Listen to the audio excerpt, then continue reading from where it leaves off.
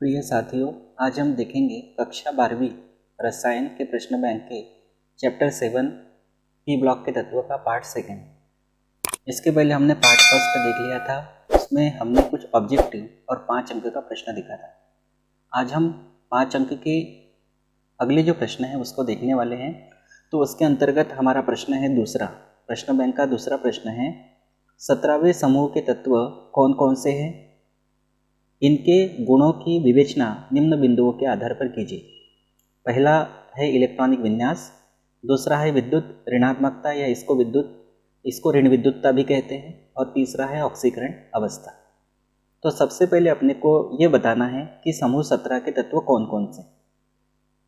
तो जो समूह 17 है या 17वें समूह के जो तत्व है, ये 5 तत्व होते हैं: फ्लोरीन, क्लोरीन, ब्रोमीन, आयोडीन और एस्टेटिन। ये 5 तत्व जो है ये समूह 17 के तत्व है। इसको याद रखने का तरीका आपको बता दूं। फिर कल बाहर आई आंटी और पूछा क्या कर रहे हो बेटा आजकल। तो इस तरह से आप याद रख सकते हो समूह 17 के तत्वों को। अब उसके अंतर्गत पहला जो पॉइंट हमको पूछा है वो है 17वें समूह के तत्वों का इलेक्ट्रॉनिक विन्यास, इलेक्ट्रॉनिक कॉन्फ़िगरेशन। तो इलेक्ट्रॉनिक विन्यास लिखने के लिए हम इस तरह से कॉलम बना लेते हैं। सबसे पहले तत्व, उसके बाद उस तत्व का संकेत, फिर परमाणु क्रमांक और अंत में इलेक्ट्रॉनिक विन्यास, इलेक्ट्रॉनिक कॉन्फ़िगरेशन। तो हमारे पास जो तत्व है उन तत्वों के सबसे पहले नाम लिख देंगे: फ्लोरीन, क्लोरीन, ब्रोमीन, आयोडीन और एस्टेटिन। ये 5 तत्व हमारे पास है जिनके संकेत F, Cl, Br, I और At है। फ्लोरीन का परमाणु क्रमांक 9 होता है और इसको बांटते हैं 2,7 में। अब 2 को लिखते हैं 1s2 और 7 को लिखते हैं 2s2 2p5। ठीक, अब्बाव के नियम से लिखते हैं 1s2 2s2 2p5। अब्बाव का नियम आपने कक्षा 11वीं में पढ़ा होगा, तो उसके आधार पर ये लिखा है। अब क्लोरीन, ब्रोमीन, आयोडीन और एस्टेटिन, इनके जो परमाणु क्रमांक है ये आपको अगर याद है तो ठीक है, और याद नहीं रहते हैं तो उसके लिए आपके पास मैजिक नंबर होता है। ये मैजिक नंबर होता है 2, 8, 8, 18, 18, 32। यह है मैजिक नंबर। आपको फ्लोरीन का परमाणु क्रमांक मालूम है, ये आपको याद रहना चाहिए। अब इसके अलावा ऐसे कितने तत्व हैं जिनके परमाणु क्रमांक आपको नहीं मालूम? तो 4 तत्व, 1, 2, 3, 4। तो आखिरी के 4 अंक ले लेंगे और शुरू के अंकों को हम नहीं लेंगे। 4 तत्वों के परमाणु क्रमांक पता करना है तो आखिरी के 4 अंक हम लोगों ने ले लिए। अब 9 में अगर 8 जोड़ते हैं तो 17 आता है। अब 9 में 8 जोड़ने पर 17 आया तो 2 और 7 के बीच में 8 की एंट्री कर दो, 2, 8, 7।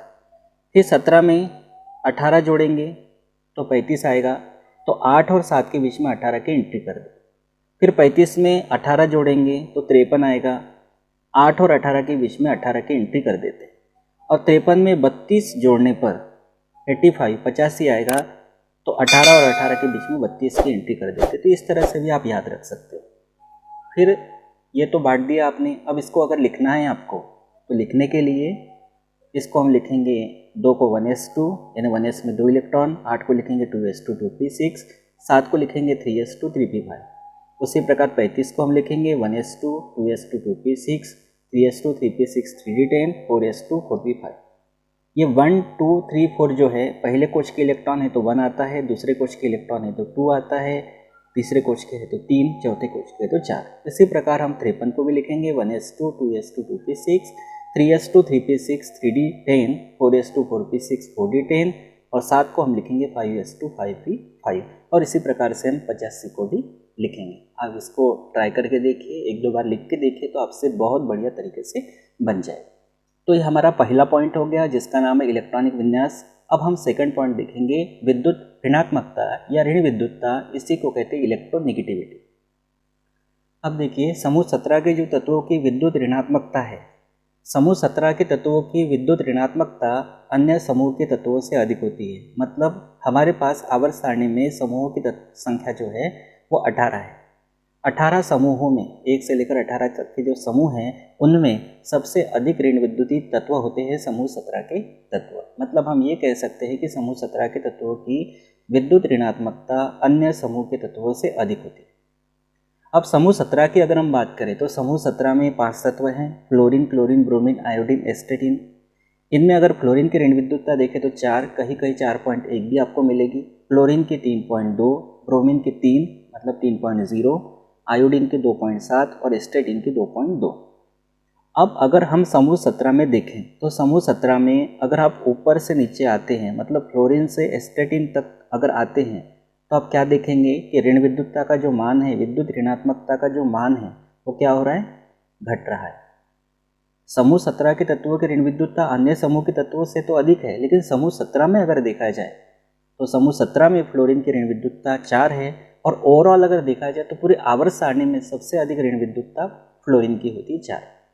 और समूह 17 में अगर आप ऊपर से नीचे आते हैं तो ऊपर से नीचे आने पर ऋण विद्युतता क्या हो रही है, देख सकते हैं आप, ऋण विद्युतता का मान घट रहा है। तो हम ये कह सकते हैं कि समूह 17 में ऊपर से नीचे आने पर, मतलब फ्लोरीन से एस्टेटिन तक आने पर ऋण विद्युतता का मान घटता है, यानी कम होता है। उसके बाद अगला पॉइंट है ऑक्सीकरण अवस्था या ऑक्सीडेशन नंबर या ऑक्सीकरण संख्या। समूह 17 के तत्वों की सामान्य ऑक्सीकरण अवस्था -1 होती है, मतलब फ्लोरीन, क्लोरीन, ब्रोमीन, आयोडीन और इवन एस्टेटिन भी सभी की ऑक्सीकरण अवस्था जो होती है वो -1 होती है।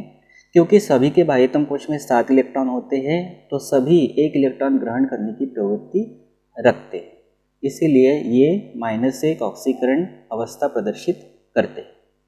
जनरली ये -1 ऑक्सीकरण अवस्था तब प्रदर्शित करेंगे जब इनके साथ इनसे कम ऋण विद्युतीय तत्व क्रिया करेगा या जुड़ेगा।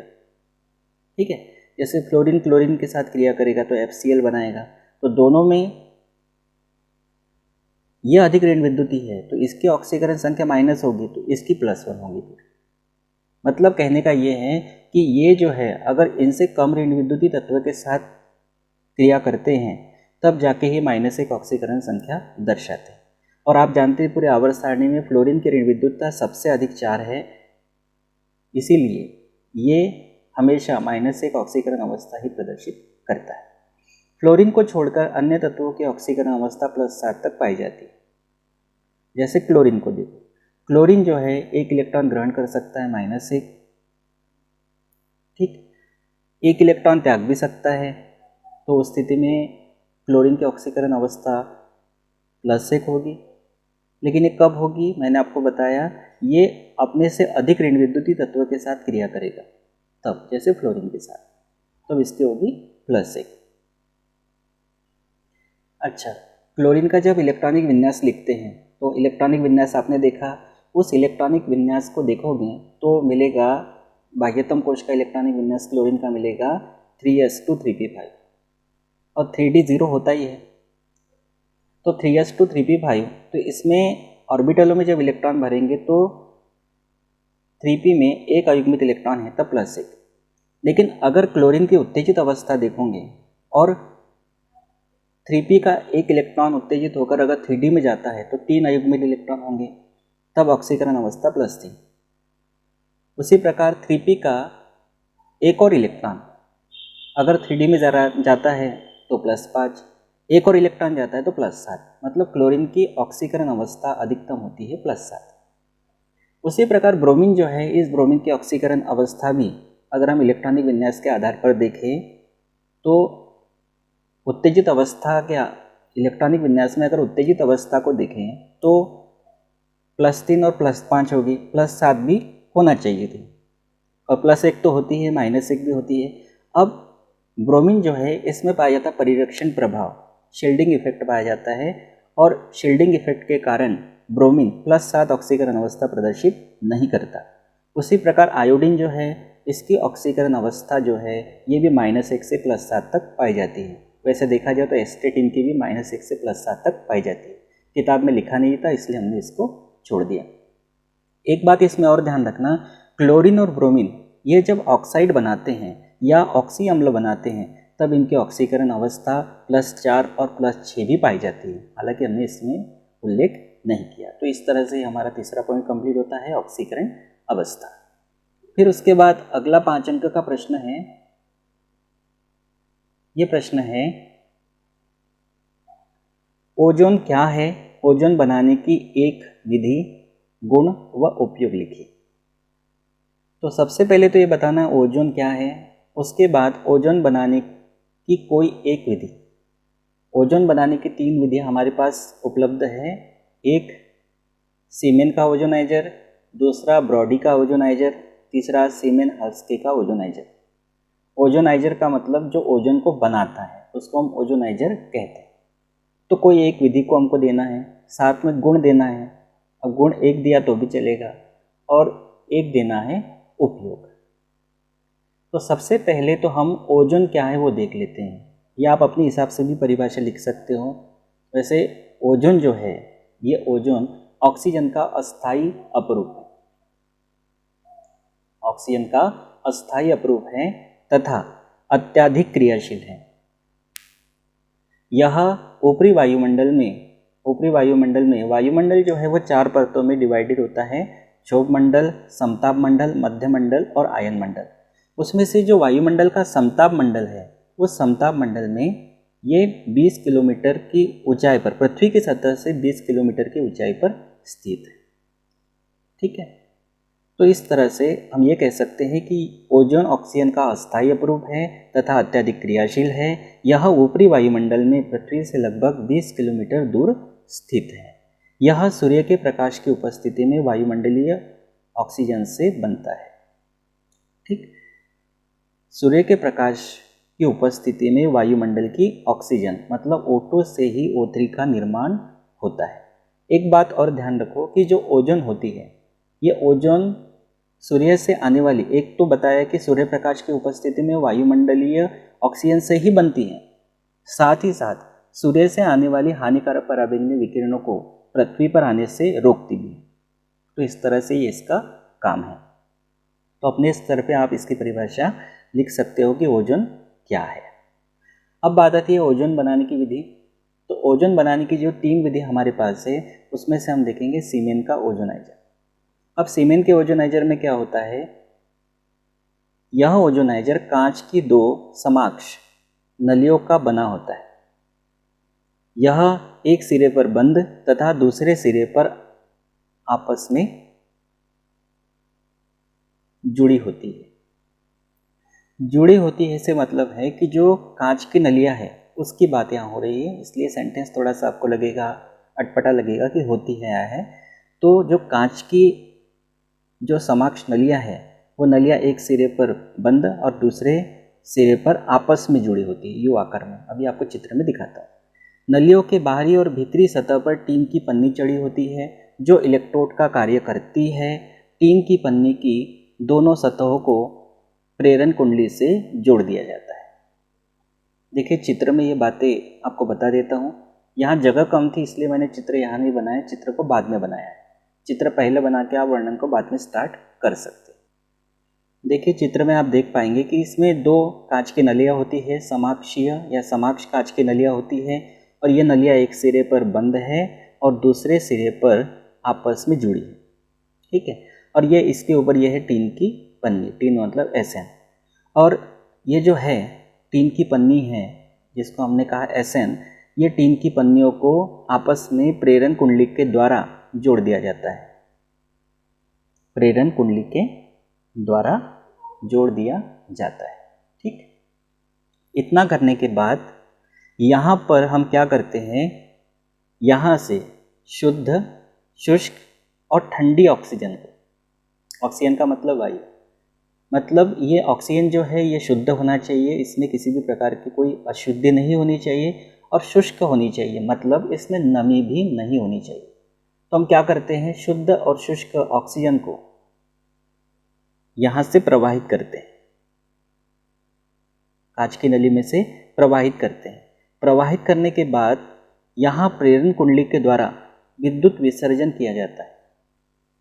अब विद्युत विसर्जन करने से कुछ ऑक्सीजन, सारी की सारी ऑक्सीजन नहीं, इसमें से कुछ ऑक्सीजन जो है वो ओजोन में परिवर्तित हो जाती है।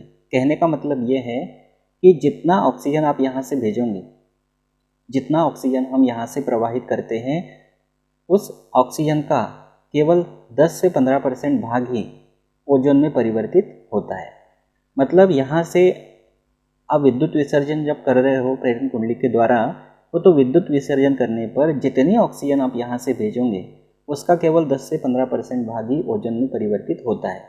अगर हम मान लें कि 15% भाग ओजोन में परिवर्तित होता है तो बचेगा 85% ऑक्सीजन। तो इस तरह से यहाँ पे जो हमको मिलेगी, ये मिलेगी, ओजोन तो मिलेगी लेकिन ऑक्सीजन भी उसमें है, तो हम कहेंगे ओजोनीकृत ऑक्सीजन। तो इस तरह से विद्युत विसर्जन करने पर हमको 10 से 15% ओजोन मिलती है, जिसको हमने कहा ओजोनीकृत ऑक्सीजन। क्यों कहा? इसीलिए हमने कहा है क्योंकि इसमें ओजोन कम है, ऑक्सीजन ज़्यादा है, इसलिए बोला ओजोनीकृत ऑक्सीजन।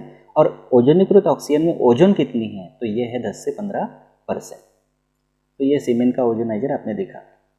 अच्छा, अगर आपको इस सीमेन के ओजोनाइजर में ओजोन की मात्रा बढ़ाना है, अगर आप ओजोन की मात्रा बढ़ाना चाहते हो, मतलब 10 से 15% से ओजोन की मात्रा अगर हमको 25% करना है, तो इसके लिए क्या करते हैं?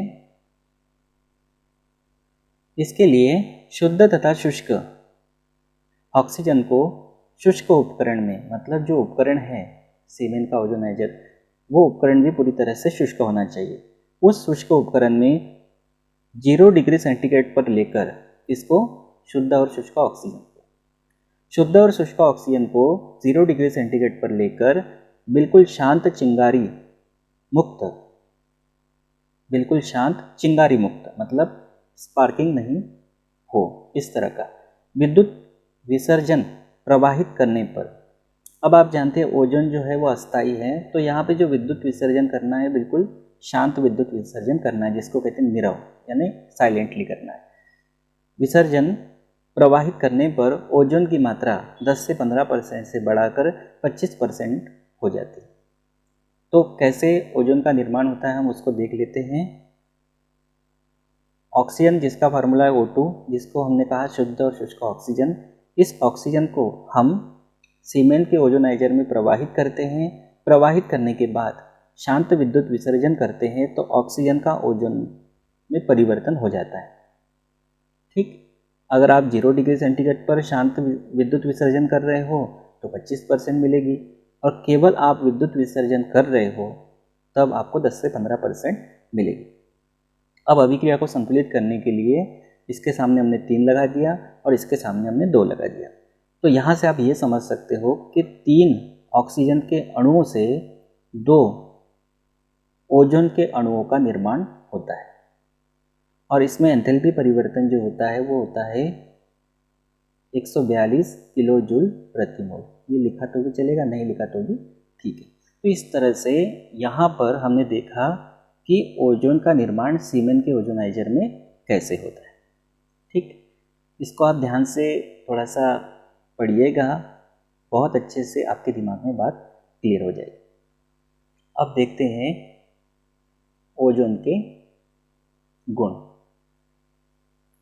तो ओजोन के जो गुण हैं, अगर एक गुण दिया तो भी चलेगा।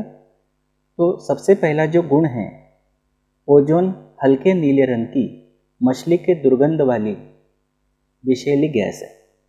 वैसे देखा जाए तो इसमें बहुत सारे गुण आ गए।